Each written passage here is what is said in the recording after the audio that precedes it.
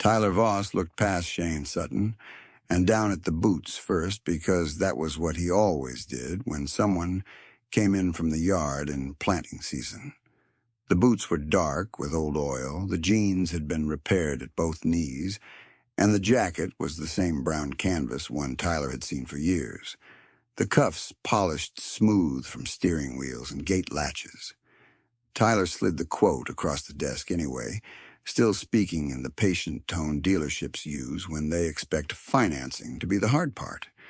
He reminded Shane that rates had moved again, that 7-year paper was tighter than it had been in 2021, that a customer needed to move quickly if he wanted a slot before fall delivery. Shane did not pick up the quote. He asked one question, which model year the unit was. Tyler answered and started into the monthly payment script from memory, because in this room the script usually worked. He had used almost the same script 2 years earlier, when Shane came in to look at a new 4-wheel drive machine listed at $380,000. Back then, Tyler had walked him through a 7-year note at 5.9%, about $67,939 a year, and Shane had nodded, thanked him, and left in a pickup old enough to have a cassette deck. Tyler had laughed with another salesman after that door closed, not cruelly, just with the ordinary confidence of somebody who thinks he has read the room correctly. Now Shane reached inside the jacket, pulled a checkbook with feed store dust in the spine, and wrote the number without asking for another discount, without calling Lena, without asking for financing terms, without looking up. Tyler watched the line fill in, full purchase amount, cash. The room changed before anyone said a word, because 2 younger salesmen had already gone quiet, and Ron Hale, the banker from town, happened to be standing near Parts Pickup with a folder under his arm. Tyler cleared his throat and asked if Shane wanted to keep Liquidita in reserve. Shane tore the check free, slid it over, and said, "I keep reserve in reserve." He stood, thanked the receptionist by name, and walked out as if nothing at all unusual had happened. Tyler did not know yet that this check was smaller than the one Shane had written a few months earlier. $1,980,000 for 240 acres at a court-supervised sale in November 2022. He did not know that Shane had come into that room with 0 operating debt in March of that same year, $412,000 in cash reserves, and a tractor everybody joked about. A 2008 Steiger Panther III bought used for $46,000 with 9,200 hours on it. He did not know that by spring 2022, that machine had 12,840 hours and a rear main leak that was bleeding 1 gallon of oil every 14 engine hours during the wettest, coldest local spring producers in Trail County said they had seen in memory. He only knew the check in front of him, and that was enough to crack a story the town had told itself for years. To understand why that check existed, and why the old Steiger mattered more than the shiny machine on Tyler's lot, the road goes back to a cold day in 1986 when Shane Sutton was 15 and still thought debt was a grown man's problem. The auction was in Trail County, where wind can scrape the sound right off a person's voice. Shane stood behind his father near a stack of hay racks, while his uncle's machinery rolled one piece at a time in front of bidders who kept hands in pockets and faces neutral. The numbers were bad long before that morning arrived. Grain prices had been weak, interest was high, and one bad stretch turned manageable notes into a trapdoor.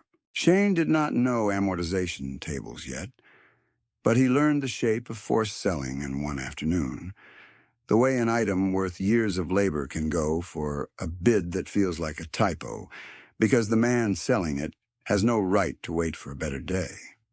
He heard one neighbor whisper that the family had borrowed just to keep up. He watched his uncle nod at buyers as if it was an ordinary transaction and not a full dismantling of a life. On the drive home, Shane's father said one sentence that stayed with him. "Debt is fine until weather and Price vote no in the same year." That sentence resolved a hesitation Shane had not even named yet. The hesitation between growing fast and growing safely. After that day, he stopped treating debt as a tool and started treating it as a timed obligation that might come due in the worst possible season. 8 years later, in 1994, Shane and Lena started with 320 rented acres, one paid-off tractor, and no inherited land transfer waiting in the wings. Lena had the cleaner handwriting, so she kept the books in bound paper ledgers with ruled columns for fuel, repair parts, rent, seed, crop insurance, and church giving. Shane handled field work and equipment triage. The agreement was simple enough to remember without discussion. If they could not explain a purchase in one sentence with a number attached, they waited. That rule did not make them rich early. It made them boring to bankers, which was the point. Their first seasons had no cinematic moments, just tight arithmetic. A used header tire split in July and ate half the repair budget. A landlord raised rent by $8 per acre, and the check still had to go out before harvest receipts came in. Shane missed one fertilizer discount because a truck breakdown cost $2,100 and cash had to stay liquid. Every minor hit forced a tiny decision: postpone this, patch that, run another year, clean and grease and run again. That pressure built the habit Lena would later call their real business model. No payment due date should ever be the reason a decision gets made. By 2008, they had enough stability to solve a stubborn capacity problem. Heavy tillage windows were narrowing, and their current tractor could not pull what they needed across sticky ground without losing days. New equipment would have solved it quickly and chained them to a payment schedule they did not trust. Shane found a 2008 Steiger Panther III with 9,200 hours, rough paint, straight frame, and a price that matched their philosophy, $46,000. He paid cash. The machine looked tired even when cleaned, which made it invisible in social terms and invaluable in financial terms. From 2016 through 2021, their discipline became measurable in a way neighbors could not see from the road. Shane and Lena still owned older iron, still repaired before replacing, still wrote annual goals on paper in January. Every year opened with one question: how many months can this operation run if income pauses? The answer moved from anxious to calm one season at a time. In 2016, they entered spring with $118,000 in liquid reserve and $96,000 in remaining equipment notes from older purchases. They paid $32,000 of principal that year and closed December with $164,000 in reserve after rent, taxes, and family living. Lena marked the number in blue ink and drew a small box around it. First year she called solid. The sensory memory Shane carried from that year was the smell of wet cardboard in the shop when he rebuilt hydraulic hoses himself during a rain week, saving a service call he could have afforded and did not need. In 2017, they started at $164,000 reserve, pushed another $28,000 against notes, and ended with $211,000 liquid. Shane replaced bearings on an auger under a bare bulb, while snow hit the shop roof hard enough to drown out the radio. That repair cost $640 in parts instead of $4,900 for a replacement auger, and the difference went straight into reserve. Every saved dollar had a destination before it existed. In 2018, reserve opened at $211,000. They took principal down by another $19,000 and closed with $258,000 liquid. The year's image was less romantic than people expect. Shane kneeling in mud to clear a plugged drain tile, while mosquitoes found every gap in his collar. He came in after dark, boots full of water, and Lena had one line ready. "Tile fixed is cheaper than crop loss." She wrote the avoided yield drag in the margin and moved on. In 2019, reserve rose from $258,000 to $309,000 after they retired the final $17,000 on those legacy notes. Debt did not disappear in a dramatic ceremony. Lena crossed out one line on a page and wrote 0. Shane's memory from that season was the exact click of the mailbox latch when the lien release arrived. The paper weighed almost nothing and changed every decision after that. In 2020, reserve moved from $309,000 to $361,000. Commodity swings were rough, and everybody felt it.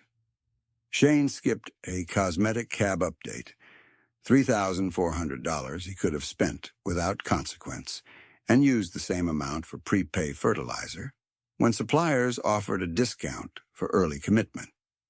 The arithmetic was plain: spend once for appearance or spend once for margin. In 2021, reserve climbed from $361,000 to $412,000.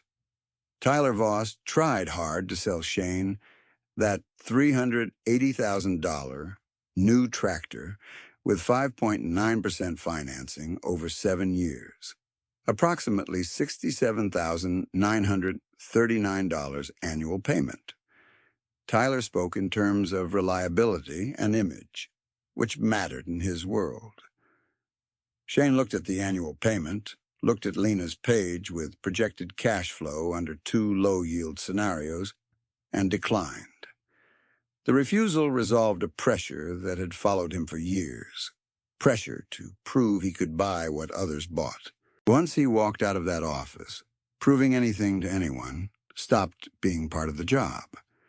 At the start of March 2022, their operation stood on 1,160 owned acres and 640 rented acres, 1,800 total farmed acres, with operating debt at $0 and cash reserves at $412,000. This was the balance sheet Shane had spent decades building toward, not to feel superior, simply to remove urgency from decisions weather might force. A debt-free operation still carries risk. Seed still costs money. Fertilizer still shows up with an invoice. Diesel still burns at the same rate for everyone. The difference shows up when timing collapses and bills do not wait. Timing collapsed that spring. Trail County producers still talk about it as the worst spring in memory, and county planting delay records back the mood. Field access lagged normal by weeks. Mornings stayed cold, and moisture kept machinery near the edge of traction all through the critical window. Neighbors watched forecasts like courtroom verdicts. Caleb Reiner watched them while staring at term debt schedules that did not care about mud depth. Caleb and Marta Reiner farmed aggressively and capably, with modern equipment, good agronomy, and a debt load entering 2022 of $1,240,000. Their annual term debt service ran approximately $129,815, leverage that accelerated growth in normal seasons and removed flexibility when acres began slipping past planting deadlines. In ordinary years, they could carry it. Ordinary years did not show up. Caleb was not reckless. He made decisions many successful farmers make: scale up, lock in acres, finance capacity, spread fixed costs across more production. Marta managed logistics with the calm of someone who can hold 4 deadlines at once and still remember to feed everyone. They had done what lenders and dealers had encouraged for years, and it had worked often enough to feel like a stable path. Their obstacle in 2022 was mathematical, not moral. Debt service expects a schedule. Weather erased the schedule. Shane's obstacle arrived as steel and oil. During the narrow planting push, with long days already stacked and soil just barely fit, The Steiger started leaving darker streaks under the bell housing. Rear main leak. At first it looked manageable. After 2 full days under sustained load, loss rates settled at 1 gallon every 14 engine hours. A catastrophic failure would have ended the machine immediately. This was trickier. It could keep running if oil stayed monitored almost obsessively, and stopping for a full overhaul would cost the planting window they were fighting to keep. Shane called the dealer service desk for a quote and got $18,400 for a complete overhaul. The price itself was not the full problem. The wait list was. Shop lead time pushed beyond the window where corn and beans still penciled out cleanly on their ground. He could book the repair and miss acres, or stage an emergency approach in the yard and gamble on uptime. The hesitation was specific. He had not yet decided whether preserving the machine or preserving the calendar mattered more. He and Lena made the triage call that night. Install the $2,760 in accessible emergency parts immediately, run a strict oil check routine through planting, and schedule the full rear main split for winter when field time no longer controlled revenue. The leak answered for him overnight when another wet forecast moved in and shortened the workable days again. He and Lena bought $2,760 in emergency parts, seals, filters, high-temp gasket materials, extra oil inventory, and built a rotating inspection routine around the machine. Shane resealed what he could reach without pulling everything apart, marked hour intervals on masking tape in the cab, and ran 18-hour field days through the window that remained. He checked oil every fuel stop, logged every top-off, and carried extra jugs in the service pickup like medical supplies. Lena kept the hour and usage sheet current in the yard, and they agreed the tractor would be parked the same day if loss moved beyond the established 1 gallon per 14 hours. The Steiger kept moving, slow at times, ugly at times, loud all day, but moving. That rhythm pulled acres across the line 1 pass at a time, while other operations lost fields to calendar and mud. No one working that spring felt lucky. Everyone felt squeezed. Shane's advantage came from an old machine fully paid for and a balance sheet with room for ugly choices. He could afford inefficient days because no lender was waiting for a payment triggered by a missed planting benchmark. Caleb could not. Marta could not. The Reiners kept pushing anyway because stopping early would have guaranteed failure. And farmers rarely choose guaranteed failure, while any workable option remains. By midsummer, the contrast had moved from conversation to invoices. Shane had higher repair labor and oil expense than planned, no question. He also had crop in the ground across acres he controlled. The Reiners had prevented plant pockets and delayed stands that pulled yield expectations down before tassel. Every missed acre had a revenue shadow attached to it, and the approximately $129,815 of annual term service tied to Caleb's leverage still came due on schedule. Ron Hale at the bank watched these ledgers come in and felt the prevailing lending model strain. Ron had always been cautious and numbers first. 2022 turned his caution into a different kind of questioning. What happens to a high-leverage operation when 2 variables fail at once and no refinance can create sunlight? Harvest brought relief and new pressure in the same week. Shane's yields were not record-setting. Nobody in that county called 2022 easy, yet having crop on most acres created cash flow when cash flow mattered most. Post-harvest grain sales hit in stages. He moved 2021 carryover corn, 38,000 bushels at $6.78, bringing $257,640. He sold 52,000 bushels of spring wheat at $8.41, $437,320. He priced 49,500 bushels of soybeans at $14.12, $698,940. He delivered 81,000 bushels of corn at $6.31, $511,110. Total receipts across those sales reached $1,905,010. Those receipts did not sit untouched. Input costs, rent on 640 acres, labor, drying, trucking, taxes, and family living came out first. Lena's ledger showed roughly $337,000 paid toward those obligations in that post-harvest stretch before the November land sale, leaving enough liquidity when added to the $412,000 reserve to act if a real ownership opportunity appeared. The opportunity appeared quickly because pressure was no longer abstract across the county. Caleb and Marta met advisors, looked at scenarios, and accepted what their numbers already said. Leverage that had financed expansion now had to be cut through restructuring if they wanted to keep operating at all. Court-supervised sale notices went up in November 2022. One tract mattered to Shane immediately, 240 acres, contiguous, with ground he already owned, clean access, drainage patterns he knew from years of nearby work, listed in a market suddenly thinner because rates were high and liquidity had tightened.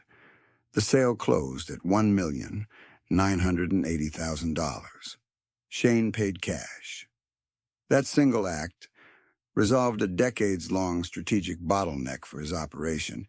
He had wanted to consolidate scattered field movement and reduce time loss between parcels, and this purchase made that possible while increasing owned acres from 1,160 to 1,400. For Caleb and Marta, that same transfer resolved a different bottleneck. Restructuring terms required owned land liquidation to bring debt to a survivable level. It also resolved nothing emotionally in the room because Caleb and Marta were standing there while that transfer happened. No one in that room mistook arithmetic for celebration. Caleb looked tired in the way only long financial strain can produce. Shoulders forward, voice measured, dignity intact. Marta asked practical questions about transition dates and crop residue agreements because practical questions were still useful when larger outcomes had already hardened. Shane kept his answers short and specific. He did not lecture, did not frame the sale as vindication, did not tell anyone what philosophy had won. He signed where the clerk pointed and stepped aside. The social correction around town started anyway, because numbers at that scale travel faster than gossip and last longer. That correction reached Tyler Voss in pieces before it reached him in person. Someone from title work mentioned the cash close. A mechanic mentioned seeing the old Steiger still hauling through harvest. Ron Hale mentioned, carefully, that balance sheets can hide strength when spending habits stay plain. Tyler still expected Shane to finance if he bought anything new, which is why the check across Tyler's desk later hit as hard as it did. Shane did not bring up the past conversation, and Tyler did not repeat the laugh. Public correction happened in silence, with ink. After land transferred and winter settled in, Shane and Lena faced a new decision. They had cash, additional owned ground, and the same old county where younger operators could run equipment and read agronomy data, yet still fail from one missing ingredient: access to patient capital. Eli Wendt represented that gap exactly. Eli had skill and rented opportunity, yet lacked the capital buffer to secure acres confidently, post early season commitments, and absorb one bad weather swing without default risks. Traditional financing offered him terms that front-loaded pressure. Shane saw the pattern from 1986 and 2022 laid over Eli's plan like tracing paper. In 2023, Shane and Lena wrote a private assistance note to Eli for $300,000 at 2.0% over 10 years. Standard amortization put annual payment at approximately $33,398. Local commercial rates would have pushed his annual burden far higher. The lower payment resolved Eli's immediate capital hesitation.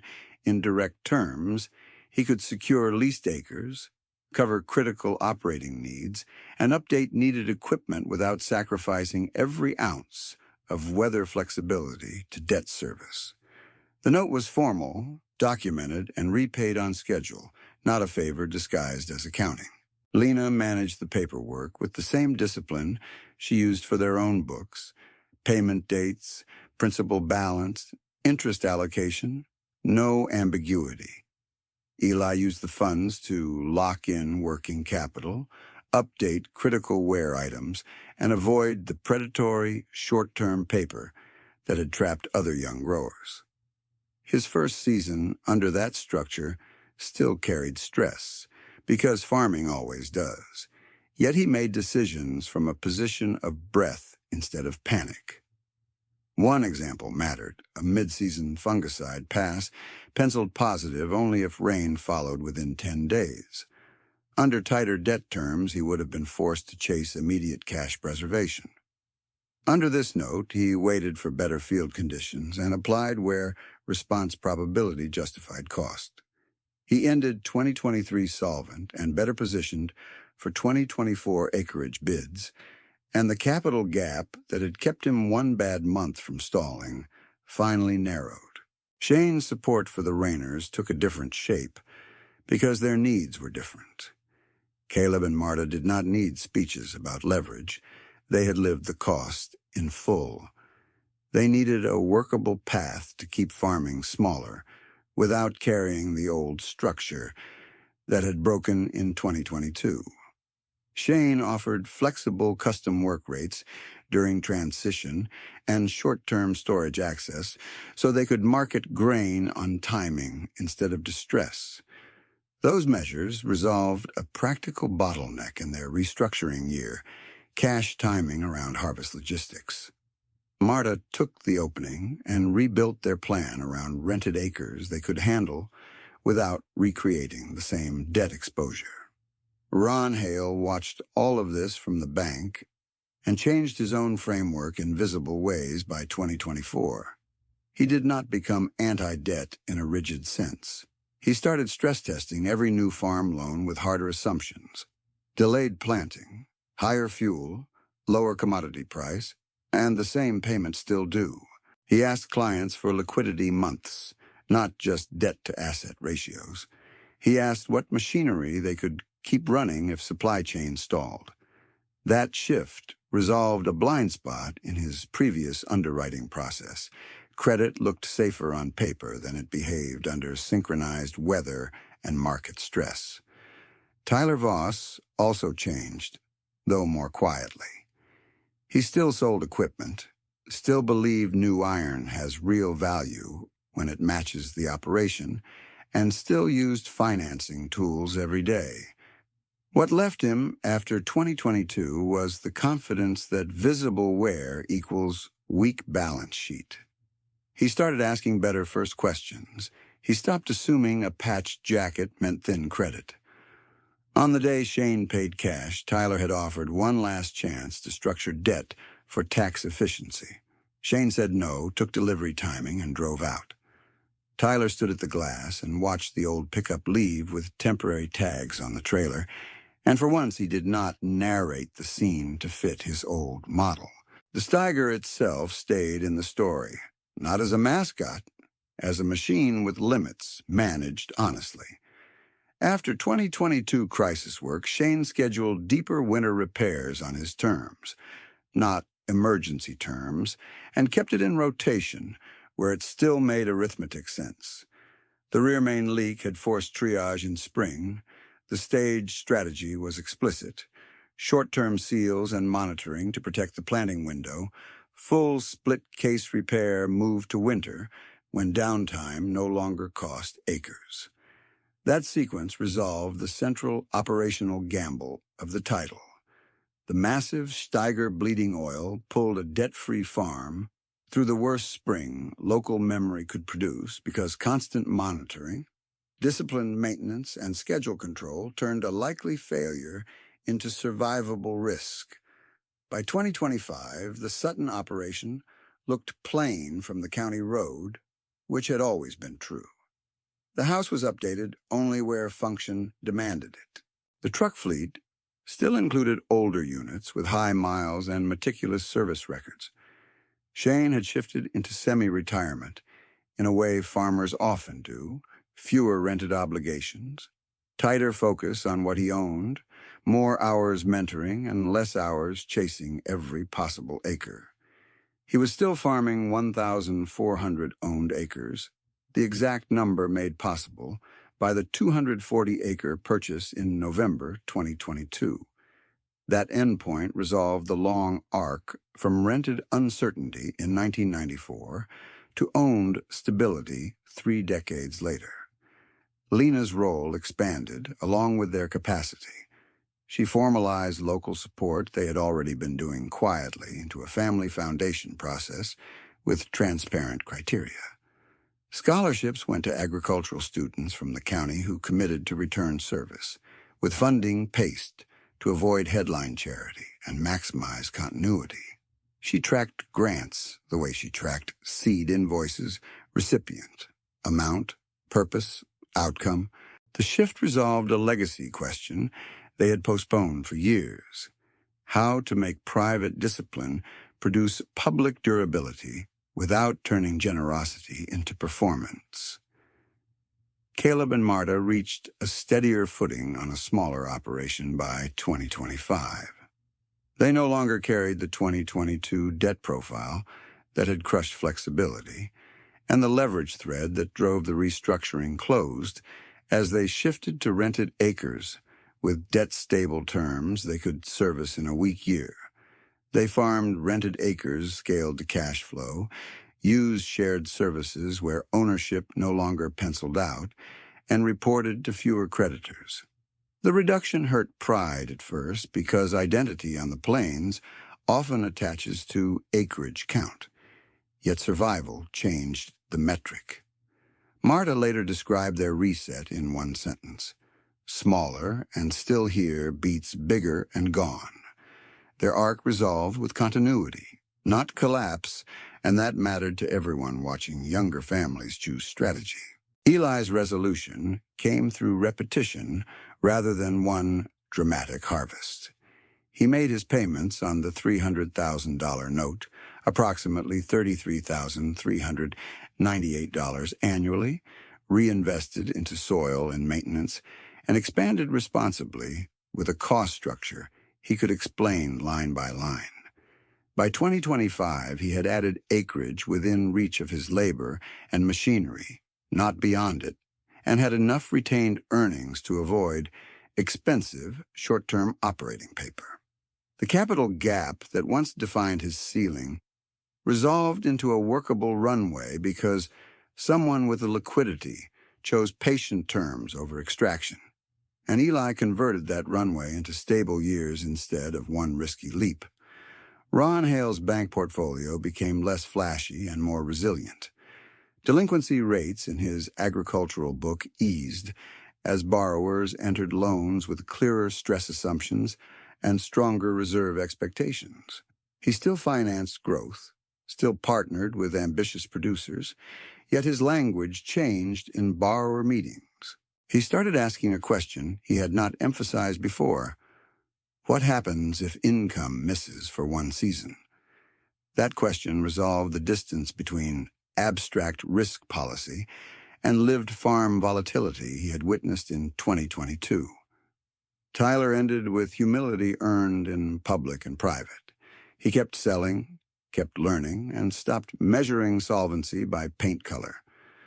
When new sales staff joined, he told one story from memory without names, A man in oil-stained boots who declined $380,000 financed at 5.9% in 2021 kept his old machine alive through a leak of 1 gallon every 14 hours in the wet spring of 2022, bought 240 acres for $1,980,000 cash that November, and paid in full at the dealership later without negotiating. Tyler used the story to resolve a professional blind spot for people younger than he was. Visible consumption is weak evidence in agriculture.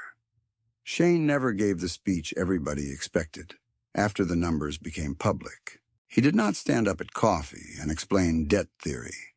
He did not retell the 1986 auction as moral theater. He kept showing up in the same jacket, still repaired more than replaced, still measured purchases against years rather than seasons. His silence was not mystery and not strategy. It was continuity. The philosophy had always lived in decisions, in what he financed and what he refused, in how quickly he converted good years into resilience for bad ones.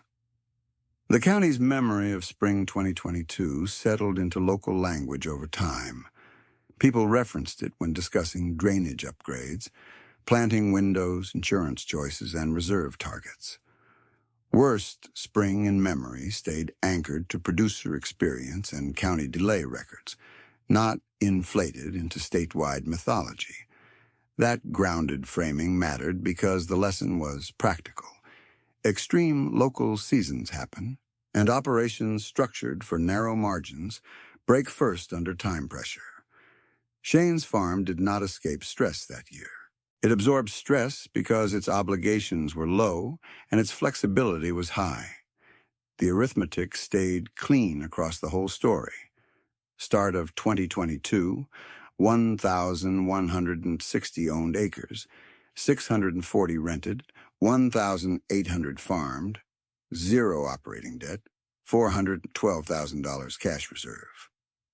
Crisis machine, 2008 Steiger bought for $46,000 in 2008 with 9,200 hours at 12,840 hours by spring 2022, leaking at 1 gallon per 14 hours.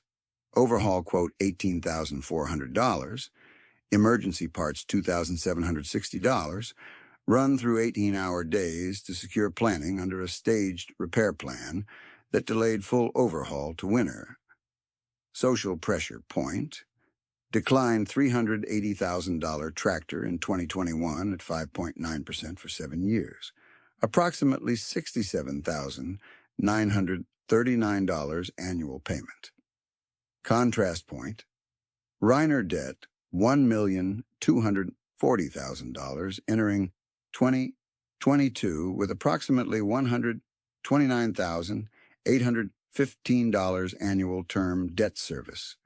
Transfer point, 240 acres bought at court-supervised sale in November 2022 for $1,980,000 cash. Legacy point, Eli note, in 2023 for $300,000 at 2.0% for 10 years, approximately $33,398 annual payment.